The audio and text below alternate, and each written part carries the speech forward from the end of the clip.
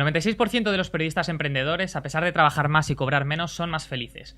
Esta es una de las conclusiones de este Emprender en Periodismo, nuevas oportunidades para el profesional de la información, que habla precisamente de la transformación del sector periodístico, de la identidad de sus profesionales y de la solución u oportunidad del emprendimiento para superar la crisis económica actual. Bárbara Yuste, profesora de la Universidad Camilo José Cela y de la Carlos III, es una de sus autoras y nos visita en Periodista Digital. Bienvenida, Bárbara, ¿qué tal? ¿Cómo estás? Bien hallada, gracias. Antes de llegar al momento de emprender en periodismo, ¿no? Que quizás hay un momento previo, habláis en el libro de la necesidad o del surgimiento en la última época de una marca digital del periodista. Cuéntanos sobre ello. Básicamente lo que hacemos en el libro es repasar cuáles son ese nuevo perfil que se le tiene que exigir al periodista, y uno de los aspectos clave creemos que es su identidad digital. Creemos que es fundamental que el periodista, al margen del medio, de la empresa donde trabaje, tenga su propia marca, su propia identidad. Es verdad que esto del término marca a muchos periodistas, sobre todo los de la vieja guardia, les chirría, porque es un término que se asocia normalmente al ámbito del marketing, al ámbito de la publicidad, pero creemos y consideramos, y así se pone de manifiesto, como muchos periodistas, de hecho tienen una marca incluso mucho más reconocida que la del propio medio, la de la propia empresa donde trabajan, ¿no? Por tanto, creemos que es una herramienta fundamental construirse esa identidad digital a través de una presencia importante en Internet, en redes sociales, de una buena difusión de sus contenidos, de todo lo que hacen. Creemos que es fundamental en el nuevo entorno que el periodista construya esa identidad digital. Y por ello habláis, por ejemplo, del blog como carta de presentación a la que debe recurrir todo periodista que tiene como objetivo ser un referente en la red, ¿no? Yo estoy un poco, no decirte en desacuerdo, pero un poco cansado de esta necesidad de que todos los periodistas tengan un blog. Es imposible que todos los periodistas del mundo tengan un blog, ¿no? Bueno, lo podemos llamar blog, lo podemos llamar web personal, lo podemos llamar identidad al margen de un formato concreto. Es verdad que el blog es una herramienta muy buena para dar a conocer el trabajo que hacemos, o sea, el contenido del que somos expertos, o las áreas o las temáticas de las que somos expertos. Puede ser una web y no tiene por qué ser un blog, efectivamente, pero consideramos que es un buen formato para como carta de presentación, efectivamente, diciendo quiénes somos, qué hacemos, en qué estamos trabajando. ¿No sirve hoy en día un perfil casi en Twitter, bueno, hay LinkedIn, hay ¿no? muchísimas herramientas como Sí. About Me u otras, ¿no? que te sirven, ¿no? Como carta de presentación. Pero es verdad que en el blog, bueno, pues tienes la posibilidad de compartir con la comunidad y pues el contenido que estás trabajando en cada momento, los temas. Desde mi punto de vista, creo que es un formato bastante interesante para explotar y para utilizarlo de esta manera. Tenemos que hacer un blog entonces. Yo lo recomiendo. De hecho, a los alumnos también les recomiendo cuando dicen, bueno, ¿y esto cómo tenemos que crearnos esa identidad digital? Primer paso, un blog, ¿vale? Porque en las redes sociales no puedes compartir tanto contenido ni puedes generar ese contenido. Es decir, tú en Twitter puedes recomendar artículos, ¿vale? Pero ¿dónde está la base? Es decir, necesitamos una base, y la base es el blog, que es donde escribimos los artículos que luego queremos compartir en redes sociales. El periodismo se ha transformado, ¿no? En los últimos años. Se ha pasado del periodista de fuentes tradicional, ¿no? a un tipo de periodismo completamente diferente. Y en el libro habláis del periodismo que se hace desde el móvil, ¿no? Cuéntanos un poco sobre este capítulo. Efectivamente, el móvil es una herramienta de trabajo del periodista. Lo estamos viendo día a día con acontecimientos que están pasando en la actualidad y cómo se cubren a través del dispositivo móvil esos acontecimientos. Lo vimos, por ejemplo, recientemente en el 15M, ¿no? Cuando pues muchos periodistas, tanto de medios tradicionales como de nuevos medios, como freelance, se lanzaron a la calle a recoger los testimonios, a contar lo que allí estaba pasando, a subir fotos, compartir pequeños vídeos. Es decir, creemos que el móvil es una herramienta de trabajo y sobre todo en lo que tiene que ver con coberturas en directo. Consideramos que el periodista debe manejarlo para ese menester. Pero quizás también el hecho de este periodismo de móvil puede producir cierto ruido en la información, ¿no? De hecho, habláis de la inmediatez cuando se produce sin calidad, y es un riesgo que se tiene con el periodismo de móvil, que es muy fácil la teclita, pin, pin. Tiene riesgo, efectivamente, y hay que tener mucho cuidado y ser muy prudente con lo que hacemos con el móvil, evidentemente. Pero consideramos que es una herramienta imprescindible saberla manejar en coberturas en directo para también pues estar en contacto con la redacción o con otros periodistas y demás, y poder trabajar en equipo a través del móvil. Consideramos que es una herramienta fundamental. Otro de los riesgos, y además eres profesora de redes sociales, ¿no? Si no me equivoco. Con todo este boom de las redes sociales y del periodismo en el móvil, y que existen muchas facilidades en el acceso al periodismo, es el periodismo ciudadano. No sé qué opinión te merece. A ver, yo no lo llamaría periodismo ciudadano. Tengo muy buenos amigos, además, que lo defienden, como Óscar Espíritu Santo y tal, que por cierto está recogido también en el listado de medios periodismociudadano.com. Yo no hablaría de periodismo, hablaría de participación ciudadana. Creo que el periodismo es algo más. Es decir, el periodismo va más allá. Es decir, ¿los ciudadanos pueden contribuir a aportar información? Sí. ¿Pueden aportarle fuentes al periodista? Sí, pero son fuentes. El crowdsourcing ¿no? Del que efectivamente, habláis, ¿no? son testigos y comparten información y están en un lugar donde está ocurriendo algo y son capaces de transmitir lo que está pasando a través del móvil. Pero después llega la parte del periodista, llega el periodista y tiene que verificar, contrastar, comprobar que toda esa información que le ha aportado al ciudadano en el lugar de los hechos es veraz, tiene que comprobarla. Y esa es la parte que tiene que hacer el periodismo profesional, ¿vale? Que es la que no hace el ciudadano.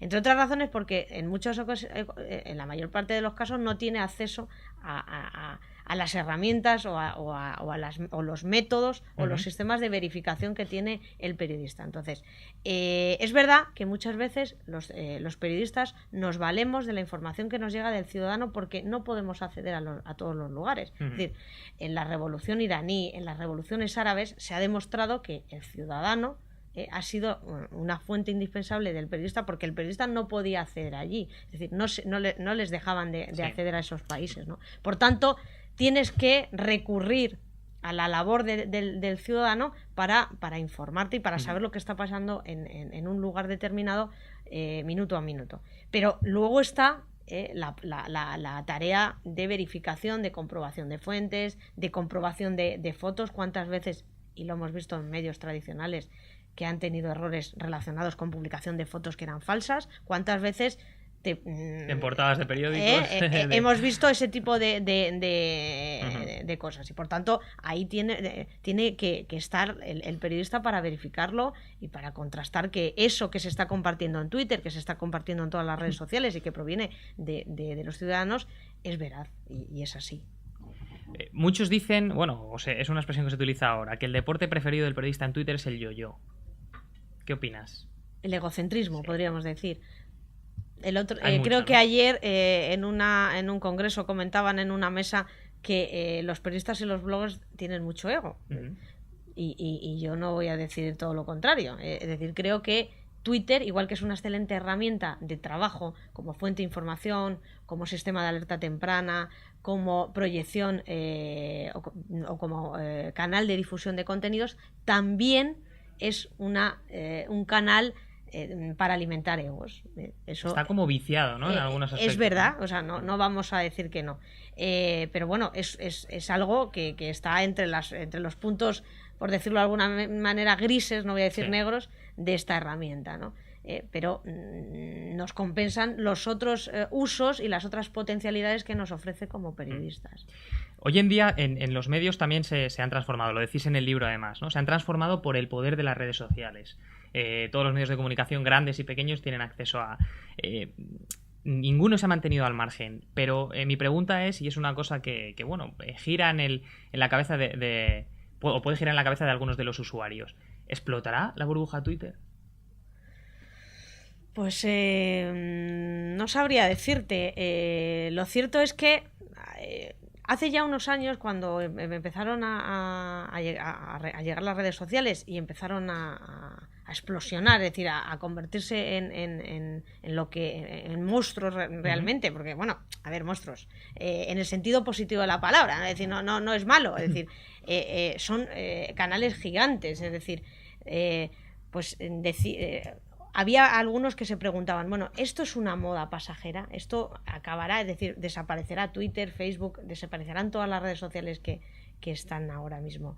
Pues podríamos decir incluso que sí, que pueden desaparecer, porque igual que desaparecieron en su momento algunos buscadores que estaban súper consolidados en el mercado, y llegó Google y desaparecieron, claro. Es decir, que tomó las riendas Google y ya no se supo más de aquello. Puede ocurrir con Twitter, con Facebook, pero también pienso que la filosofía, lo que comporta este nuevo entorno de la llamada web 2.0, esto no va a desaparecer. Es decir, no va a desaparecer la necesidad que tiene la gente de opinar, la necesidad que tiene la gente de comunicarse, de relacionarse con los demás, de compartir sus opiniones y compartir noticias y compartir puntos de vista. Esto no va a desaparecer. Es decir, esto ya está aquí para quedarse. Ahora bien, las herramientas, como herramientas que son, pueden desaparecer. Entre otras razones porque pueden aparecer otras mucho más sofisticadas, mejores, con más funcionalidades. Eso está claro. Pero lo que es la filosofía nunca va a morir. La filosofía que trae este entorno nuevo comunicativo que nos ha traído la llamada web 2.0, las redes sociales, esto no va a desaparecer. Habláis en el libro, bueno, dedicáis un amplio capítulo a la gran cantidad de salidas profesionales en el mundo de la gestión de información. Arquitecto de la información, copy, diseñador web, experto en metadatos, leo algunas, experto en SEO, ¿no? Sin embargo, eres profesora de universidad. En las universidades, en las facultades, esto no se enseña. Ninguna de las especialidades, o casi no se enseña. Tú me vas a decir que a lo mejor en tus asignaturas particularmente sí. ¿Qué opinión te merece la formación hoy en día en las facultades con respecto a esto? Yo creo que es verdad que hay pequeñas pildoritas que se van introduciendo ya en los temarios poco a poco, de las asignaturas, poco a poco. Muy lento, es verdad.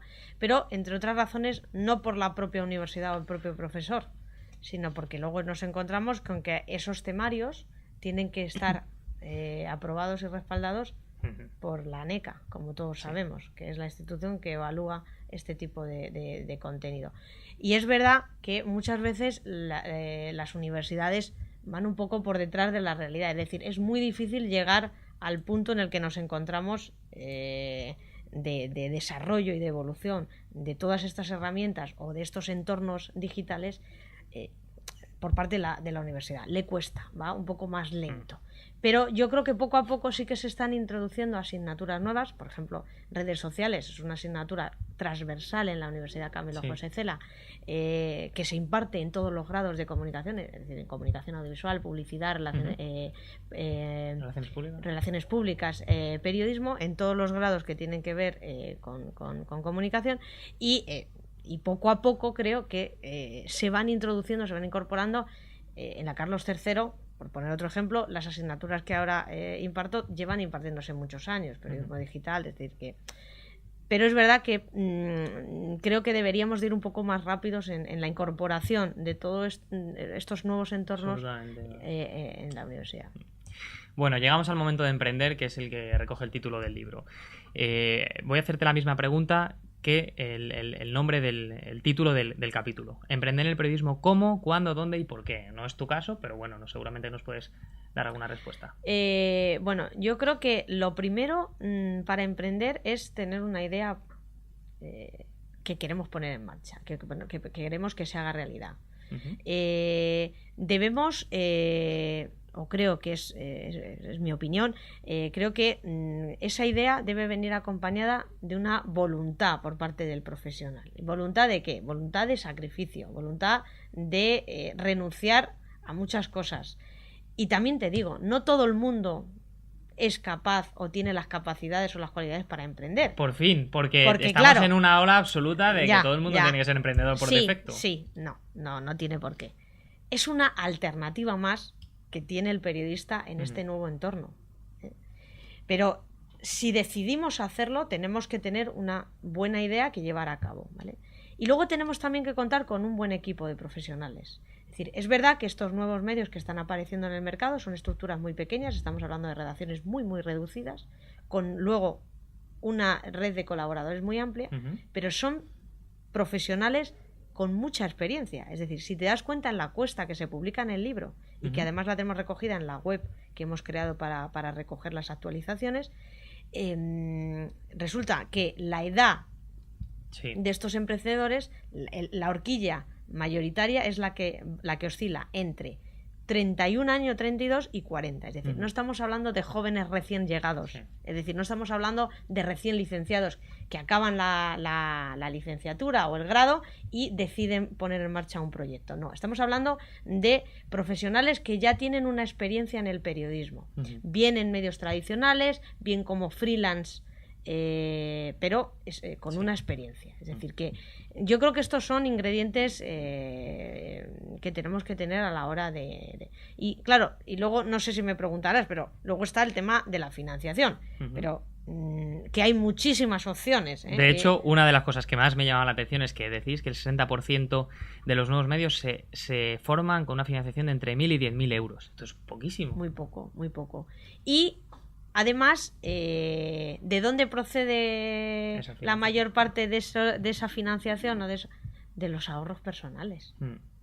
O de ayudas, amigos, familia y demás, que te han prestado un dinero y que con eso, junto con, pues en algunos casos, pues a lo mejor quizá alguna ayuda externa muy pequeña, han ido, ha servido para montar o para dar por lo menos los primeros pasos. Pero si hablas con muchos de ellos, con Materia, con Yorokobu, con muchos de los que aparecen en el libro y recogemos entrevistas con sus miembros, te dicen, nosotros hemos ido probando. Es decir, teníamos unos pequeños ahorros, como es el caso de Materia, todos ellos tenían algunos pues provenientes de los despidos en su momento y de las indemnizaciones. Oye, y hemos utilizado esto para dar los primeros pasos, pero ahora resulta que hemos visto que podemos conseguir también ingresos de otras vías. ¿Cómo? Pues de hacer contenidos para terceros, de publicidad muy específica, porque en el caso de Materia, por ejemplo, es un medio especializado en ciencia y por tanto es una publicidad no generalista, sino muy concreta, ¿no?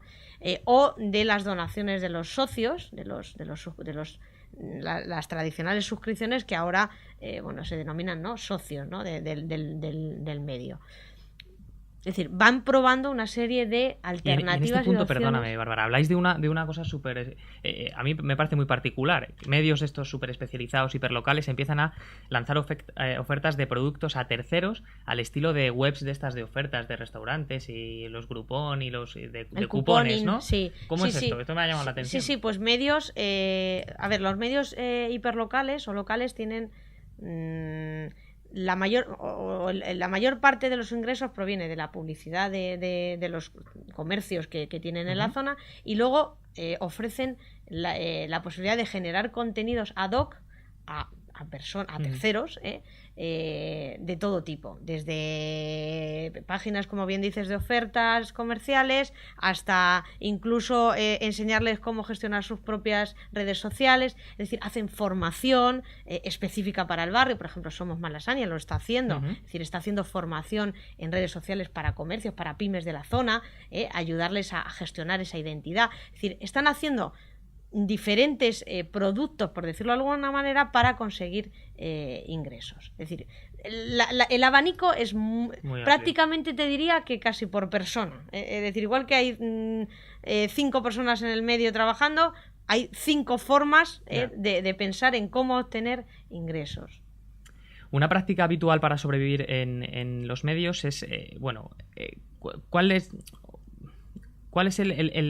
el futuro a corto plazo que ves en los medios, no que sea una práctica para sobrevivir? ¿Cuál es el futuro que tú ves ahora? ¿En los medios tradicionales? Sí, en los medios en general, los medios de comunicación digitales, tradicionales, en toda la amalgama de medios que pueden existir. Un futuro a corto plazo, porque hablamos sobre todo de la hiperespecialización, ¿no? Sí, es tan complicado ver el futuro que si tuviéramos una varita mágica no estaríamos aquí, yo no la tengo, pero es verdad que yo creo que para sobrevivir, uno de los ingredientes fundamentales es la especialización.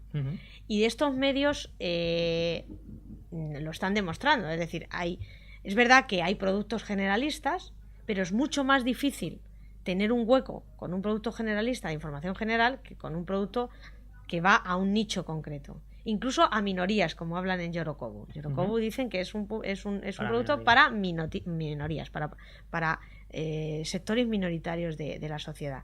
Y yo creo que esto es uno de los ingredientes. El ingrediente que diría más estándar es la prueba-error. Es decir, no tenemos, como digo, ninguno sabemos hacia dónde vamos. Es decir, es muy complejo el escenario que tenemos, pero, por ejemplo, otra de las tendencias que, por ejemplo, yo aplicaría al caso de los medios más tradicionales, no tanto a los nuevos medios que ya lo están implantando, es estructuras muy pequeñas. Es decir, ¿por qué tienen éxito o por qué están teniendo éxito estos nuevos medios o estos medios emprendedores? Primero, porque hacen un buen producto, hacen buen periodismo, hacen un periodismo de calidad, desde mi punto de vista. Creo que, de hecho, ellos en la encuesta, cuando les preguntas por qué decidieron emprender, hay un porcentaje muy alto que dice, porque yo quería seguir haciendo periodismo, es decir, no quería hacer otra cosa.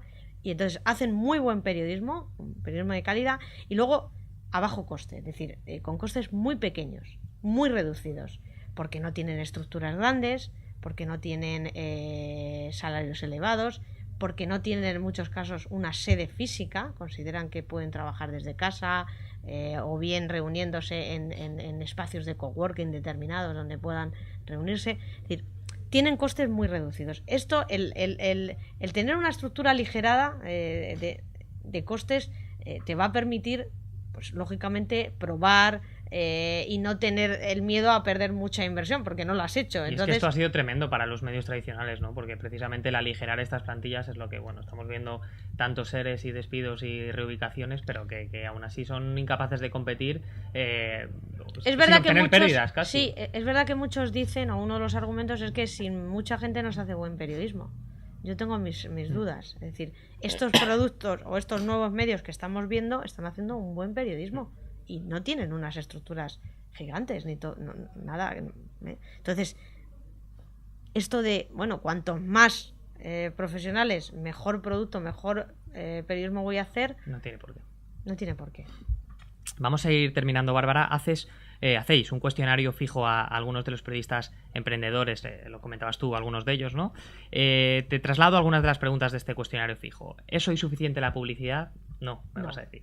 No, como ellos lo dicen también, es decir, y coinciden todos en mostrar una negativa ante esa respuesta. Es decir, no podemos depender de la publicidad porque no hay publicidad para todos. Somos muchos y la tarta publicitaria...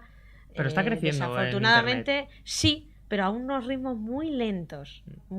Y luego, la publicidad en Internet no se paga como se pagan en un medio tradicional. Por tanto, todavía hay una brecha ahí importante. Entonces, la publicidad no es suficiente. Hay que buscar otros métodos.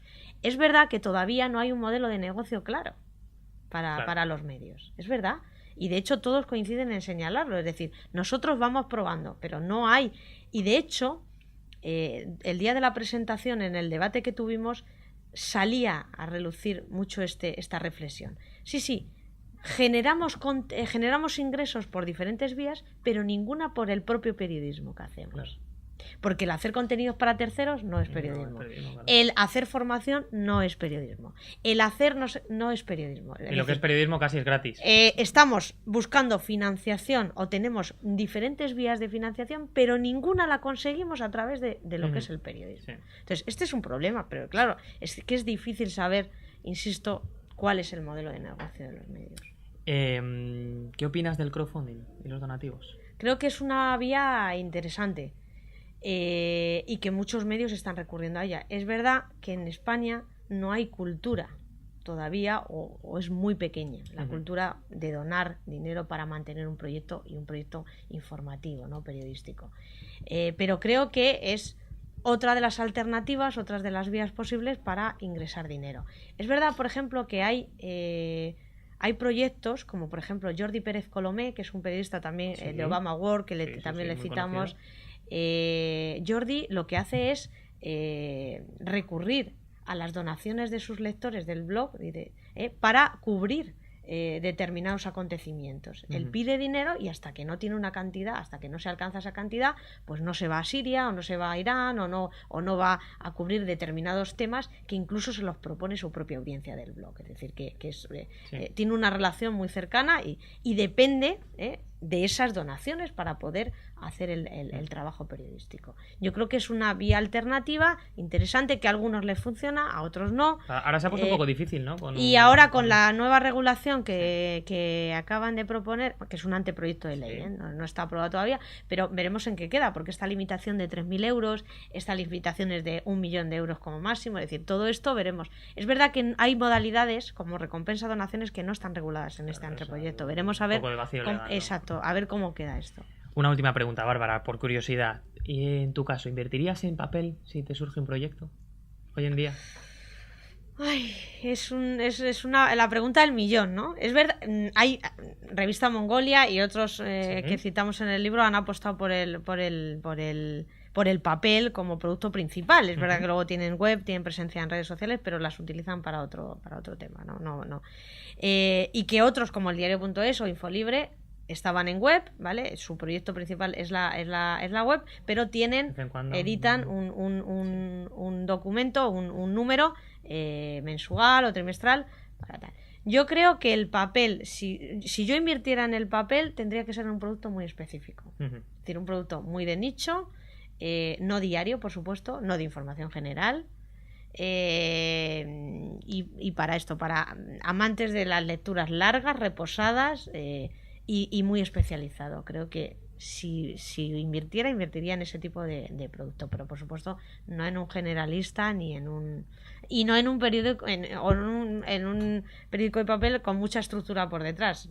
Eso desde luego, ese error no le cometería, ¿no? Bueno, muchas gracias por haber estado en Periodista Digital, hemos aprendido mucho en esta charla. Muchas gracias. Gracias, hasta otra. Hasta otra.